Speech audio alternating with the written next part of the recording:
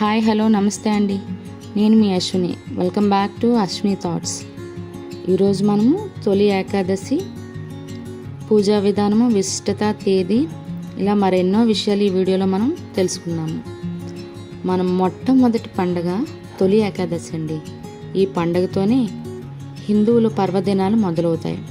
హిందూ సాంప్రదాయంలో తొలి ఏకాదశికి విశిష్ట స్థానం ఉంది. వరుసగా తొలి ఏకాదశి తర్వాత నుండి వినాయక చవితి, దసరా, దీపావళి ఇలా అన్ని పండుగలు వస్తూ ఉంటాయి. హైందూ సంస్కృతిలో తొలి ఏకాదశికి చాలా విశిష్ట స్థానం ఉందండి. దీన్నే మనము శయన ఏకాదశి అని, హరివాసరం అని, పేలాల పండుగ అని ఇలా చాలా పేర్లతో పిలుస్తూ ఉంటాము. మరి ఈ సంవత్సరము ఈ పండుగ ఏ రోజు, ఏ తిథి, ఏ సమయము, ఏ పూజా విధానము, ఇలా మరికొన్ని విషయాలు తెలుసుకుందాము. ఒక్క ఏడాదిలో 24 ఏకాదశులు వస్తాయండి. వీటిలో ఆషాఢ శుద్ధ ఏకాదశిని తొలి ఏకాదశిగా పిలుస్తారు. పురాణాల ప్రకారం శ్రీ మహావిష్ణువు క్షీరసాగరంలో శేషతల్పంపై 4 నెలల పాటు శయనిస్తాడు. అక్టోబర్ లేదా నవంబర్ నెలలో వచ్చే ప్రబోధిని ఏకాదశి అయిన ఆయన తిరిగి మేల్కొంటాడు. ఈ 4 నెలలను చతుర్మాసాలుగా వ్యవహరిస్తారు. తొలి ఏకాదశి నుండి 4 నెలల పాటు చతుర్మాస దీక్షను కూడా ఆచరిస్తారు. ఈ 4 నెలలు స్వామివారు పాతాళలోకంలో బలిచక్రవర్తి వద్ద ఉండి కార్తీక పౌర్ణమి నాడు తిరిగి వస్తాడని పురాణగాథ మనకి ప్రాచుర్యంలో ఉంది. కాబట్టి ఏకాదశి ఉపవాసాలు మొదలు పెట్టాలి, సంవత్సరం అంతా చెయ్యాలి అనుకునేవారు ఈ తొలి ఏకాదశి నుండి ఉపవాసాలు అనేది, దీక్ష అనేది మొదలు పెడతారు. ఉత్తరాయణంలో కంటే దక్షిణాయనంలో పర్వదినాలు ఎక్కువగా వస్తాయి. వాతావరణంలో మార్పులు కూడా అధికంగా సంభవించే కాలం ఇదే. కాబట్టి ఈ కాలంలో ఆరోగ్య పరిరక్షణ నియమాలు ఆచరించాలి. అందువల్ల ఈ కాలంలో వ్రతాలు, పూజలు ఆచరించాలని మన పెద్దల నుండి, మనకు శాస్త్రాల నుండి తెలుస్తుంది. అంటే తొలి ఏకాదశి ఉపవాస దీక్ష ఆరోగ్యపరంగా కూడా మనకి మంచిదనమాట. మరి 2024వ సంవత్సరంలో జూలై 17 బుధవారం తొలి ఏకాదశి పండుగ అనేది వచ్చిందండి. మరి ఈరోజు ఏకాదశి తిథి ఏ సమయం వరకు ఉంది, మరి పూజా విధానం ఏంటి, ఏ సమయంలో పూజ చేసుకోవాలి, ఈరోజు పాటించవలసిన నియమాలు ఏంటి, దీనివల్ల మనకి కలిగే ప్రయోజనాలు ఏంటి, ఇలాంటివన్నీ కూడా ఈ వీడియోలో చూద్దామండి. ఈరోజు తిథి ఆషాఢ శుక్ల ఏకాదశి.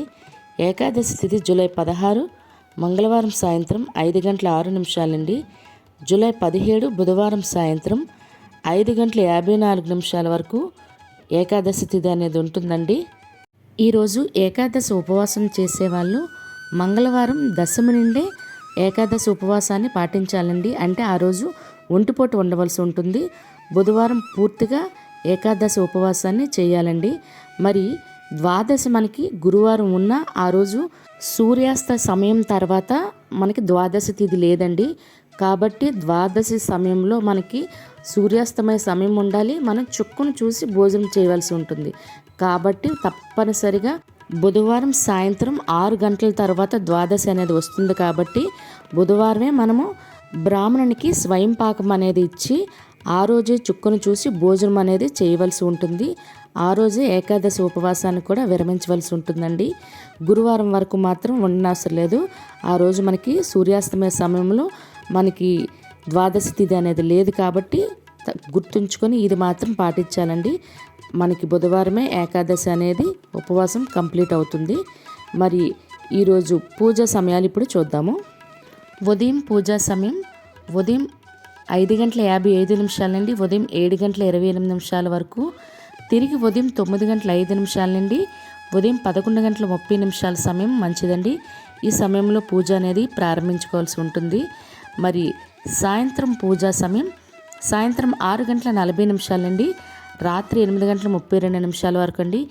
ఈ సమయంలోనే మనము బ్రాహ్మణునికి స్వయం పాకం అనేది ఇచ్చి ఇంట్లో దీపం పెట్టుకొని మనమే వంట అనేది చేసుకొని మళ్ళీ చుక్కను చూసి అప్పుడు దీపారాధన చేసిన తర్వాత చుక్కను చూసి అప్పుడు మనం భోజనం చేయవలసి ఉంటుంది.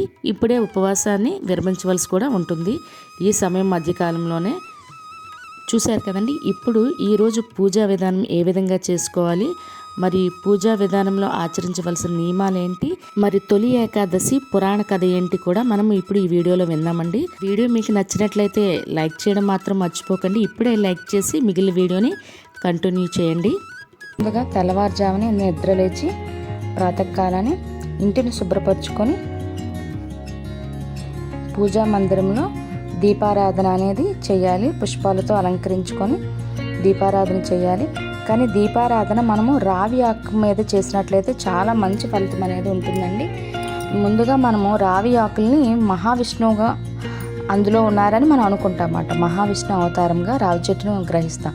సో దీని మీద మనం లక్ష్మీదేవిని కూడా ఉంచాలనుకుంటే శ్రీ అని పసుపుతో రాసుకొని దాని మీద మనం దీపారాధన 2 ఒత్తులను పెట్టి మనం దీపారాధన చేయాలి. లేదా గోవింద అని రాసుకున్న అది పత్రాలను మనము మన దేవుని ఫోటో ముందు పెట్టుకుంటే సరిపోతుంది. శ్రీ అని పెట్టిన ఆకును మాత్రం దీపారాధన పసుపుతో రాసుకొని దాని మీద 2 ఒత్తులతో మనము కొబ్బరి నూనె అయినా లేదా ఆవు నెయ్యితో అయినా దీపారాధన అనేది ఈ విధంగా రాసుకొని చేసుకోవాల్సి ఉంటుంది. ఈ రావి ఆకులతో దీపారాధన అనేది ఏకాదశి రోజు, తొలి ఏకాదశి కాదండి, ఏ ఏకాదశి అయినా చాలా మంచిది మాట, మంచి జరుగుతుంది. ఈ విధంగా అలంకరించుకొని దీపారాధన అనేది మన ఇంటి దగ్గరైనా పర్వాలేదు, లేదా తులసి కోట ముందైనా పర్వాలేదు, లేదా మనం గుడిలోకి దర్శనానికి వెళ్ళేటప్పుడు మా విష్ణుమూర్తి గుడి దగ్గరైనా మనం చేయవచ్చు. తొలి ఏకాదశి ప్రసాదము పేలాలండి. ఈ ప్రసాదాన్ని మనము తయారు చేసుకొని మన దేవునికి పెట్టుకుంటే చాలా మంచిది. మెయిన్ మన వాతావరణ మార్పులకి మన ఒంటికి వేడిని, సమతుల్యతని మనకి ఇస్తుందన్నమాట. ఉపవాసం చేసేటప్పుడు మనకి కావలసిన బలాన్ని కూడా ఇస్తుంది. తొలి ఏకాదశి రోజు తప్పకుండా చేయవలసింది గోపూజ అండి. లేదా మనకి ప్రతి గుళ్ళో కూడా గోవులు అనేవి మనకి ఉంటూ ఉంటాయి. మనము గోపూజ అనేది చేసుకుంటే చాలా మంచిదండి. ప్రదక్షిణ మెయిన్ 3 మారు ప్రదక్షిణ చేస్తే ఆ దేవునికి మనము గుడి చుట్టూ చేసిన ప్రదక్షిణ మహావిష్ణువుకే మనం ప్రదక్షిణ చేసినట్టండి. చాలా మంచిది. అందరు దేవుళ్ళు ఆ గోవులోనే ఉంటారు. తొలి ఏకాదశి కథను మనము పురాణాల ప్రకారం ఏ విధంగా చెప్పారన్నది విన్నాము. కృతాయుగములో మురాసురుడనే రాక్షసుడు బ్రహ్మవరంతో దేవతలను ఋషులను హింసించాడని మరో కథ ప్రాచుర్యంలో ఉంది. ఆ రాక్షసుడితో శ్రీ మహావిష్ణువు 1000 ఏళ్ళు పోరాడి అలసిపోయి ఓ గుహలో విశ్రాంతి తీసుకుంటుండగా శ్రీహరి శరీరం నుండి ఓ కన్య ఆవిర్భవించి ఆ రాక్షసుని అంతం చేస్తుందట. ఇందుకు సంతోషించిన శ్రీ మహావిష్ణువు ఆ కన్యని వరం కోరుకోమనగా తాను విష్ణుప్రియగా లోకం చేత పూజలు అందుకోవాలని కోరుకుందట. నాటి నుంచి ఆమె ఏకాదశి తిథిగా వ్యవహారంలోకి వచ్చింది. అప్పటి నుండి సాధువులు, భక్తులు ఏకాదశి వ్రతం ఆచరించి విష్ణు సామ్రాజ్యం పొందినట్లుగా పురాణాలు చెబుతున్నాయి. అంబరీషుడు, మందాత తదితర పురాణ పురుషులు ఏకాదశి వ్రతం ఆచరించినట్లు ఋషులు చెబుతారు. ఏకాదశి రోజున ఉపవాసం ఉండాలి. ఆ రోజు రాత్రంతా ఆ సమయంలో విష్ణు సహస్రనామ పారాయణం, విష్ణుమూర్తికి సంబంధించిన భాగవతం మొదలైనవి మనం చదువుకోవడం చాలా మంచిది. మరుసటి రోజైన ద్వాదశి నాడు సమీపంలోని దేవాలయానికి వెళ్ళి ఉపవాస దీక్షను విరమించాలి. తొలి ఏకాదశి రోజు ఆవును పూజించాలి. ఫలితం చాలా మంచిది. మరియు పేలాల పిండిని తప్పకుండా ప్రసాదంగా నైవేద్యంగా పెట్టాలి. వాతావరణ పరిస్థితుల్లో మార్పు వచ్చే కాలం కాబట్టి మన శరీరం ఆరోగ్యపరంగా అనేక మార్పులను లోనవుతుంది. గ్రీష్మ ఋతువు ముగిసిన తర్వాత వర్ష ఋతువు ప్రారంభమయ్యే కాలంలో ఉష్ణోగ్రతలు ఒక్కసారిగా పడిపోతాయి. ఈ సమయంలో శరీరానికి పేలాల పిండి వేడినిస్తుంది. ఈ తొలి ఏకాదశి రోజు అన్ని గుడుల్లో కూడా పేలాల పిండిని ప్రసాదంగా పంచడం ఆనవాయితీగా కూడా వస్తుంది. ఈరోజు తొలి ఏకాదశి నుండే సంవత్సరం అంతా ఏకాదశి ఉపవాసాలు చేద్దాం అనుకునే వాళ్ళు పిండి దీపాలు, మేము ప్రతి ఏకాదశికి 5 లేదా 7 పిండి దీపాలు పెడదాము అని అనుకుంటున్నాము అని మొదటిగా ఈ నెల నుండి మొదలుపెట్టుకొని ప్రతి ఏకాదశికి కూడా మొక్కుకొని అలా చేసుకోవచ్చండి. చాలా మంచిది. ఎందుకంటే స్వామివారికి ఇష్టమైన దీపారాధన అంటే పిండి దీపారాధన కదండి. కాబట్టి పిండి దీపారాధన అంటే ఏకాదశి ఉపవాసాలు ప్రతి సంవత్సరం అంతా చేయకపోయినా ఈరోజు మాత్రం ప్రత్యేకించి పిండి దీపారాధన చేస్తారు. ప్రత్యేకించి అది నేను చెప్పనవసరం లేదు. కానీ సంవత్సరం అంతా చేద్దాం అనుకునే వాళ్ళు మాత్రం ఇలా మొక్కుకొని దీపారాధన అనేది చేస్తారండి. తప్పకుండా అలా అయితే చేయండి. మరి వీడియో మీకు నచ్చే ఉంటుంది అనుకుంటాను.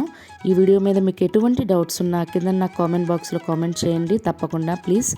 మరి మీకు వీడియో నచ్చినట్లయితే లైక్ చేసి మీ ఫ్రెండ్స్ అండ్ ఫ్యామిలీ మెంబర్స్ కూడా ఫార్వర్డ్ చేయండి. మరిన్ని ఇంట్రెస్టింగ్ వీడియోల కోసం అశ్విని థాట్స్ ఛానల్ని సబ్స్క్రైబ్ చేసుకోండి. రేపు మరలా మరొక కొత్త వీడియోతో కలుద్దాం. ధన్యవాదములు.